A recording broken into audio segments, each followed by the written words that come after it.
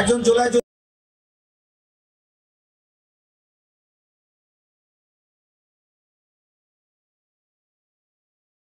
স্পষ্ট করে বলতে চাই, যেই আওয়ামী লীগ, যেই ফ্যাসিস্ট, যেই স্বৈরাচারের গণহত্যা নির্বিচারে গুলি করে আমার মতো সকল আহত ভাইদেরকে এবং বিভিন্ন পরিবারদেরকে শহীদ করে আজকে এই অবস্থানে তারা দেশ থেকে পালিয়েছে, তাদেরকে যদি কোনোভাবে কোনো রাজনৈতিক দল বাংলাদেশের গোপনে হোক আর প্রকাশ্যে হোক আর দালালি করে হোক আনার চেষ্টা করে, তবে জেনে রাখুন আমরা আহতরা এখনো মরি নাই। আমাদের এই বোনাস লাইফ দিয়ে আমরা যেহেতু একবার বুকের রক্ত ঢেলে দিয়েছি, আবারও ঢেলে দিয়ে ফ্যাসিস্ট মুক্ত এবং সুন্দর বাংলাদেশ গড়ার জন্য আবার মাঠে নামবো। জুলাই পিলখানা হত্যাকাণ্ড 2009 সালে ঘটে, তারপরে 5 মে শাপলায় যে গণহত্যার বর্বরোচিত হামলা চলে, এই বাংলাদেশের আবাল বৃদ্ধ বনিতা থেকে প্রত্যেকটা মানুষ যখন নিরুপায় হয়েছিল, যখন তাদের কোনো বাক স্বাধীনতা ছিল না, সেই মানুষেরা তাদের বাক স্বাধীনতার জন্য, তাদের একটি কথার জন্য বিভিন্নভাবে যখন আন্দোলন করে গিয়েছে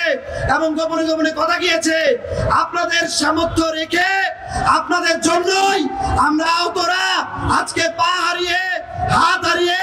এবং শহীদ ভাইদের মাধ্যমে এই স্বাধীনতাকে অর্জন করতে পেরেছি। তাহলে এই স্বাধীনতা অর্জন করার পরে স্বাধীনতা রক্ষা করার দায়িত্ব কাদের? নিশ্চয়ই আমাদের সকলের। আমি আহ্বান করব যে বাংলাদেশের আমাদের নিটোরের মতো জায়গায় পঙ্গু হাসপাতাল, চক্ষু বিজ্ঞান এবং অন্যান্য সকল হাসপাতালে যে সকল আহত ভাইরা রয়েছে তাদের সুচিকিৎসার ব্যবস্থা সহ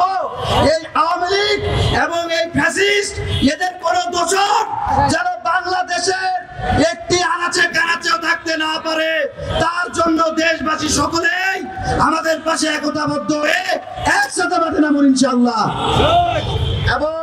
আমি আরেকটি দুঃখের কথা আপনাদের সাথে বলে শেষ করতে চাই যে এই গণঅভ্যুত্থানের 9 মাস হওয়ার পরেও আপনাদের যে সকল ভাইরা, যে সকল শহীদ পরিবারেরা এখনো অসহায় জীবনযাপন করছে, আপনারা সেই তথ্যগুলো তুলে ধরুন, তাদের সুচিকিৎসা নিশ্চিত করুন। বিশেষ করে আমাদের নিটোরে এক ভাই রয়েছে, দীর্ঘ 9 মাস পর তার চিকিৎসার পর ডক্টররা এখন তাকে বলছে কি তার পা কেটে ফেলতে হবে। এটা যদি কেউ মেনে নেয়, এটাকে যদি সুচিকিৎসা বলা হয়, তাহলে আমি সেই দাবিও আপনাদের মাধ্যমে রাখতে চাই।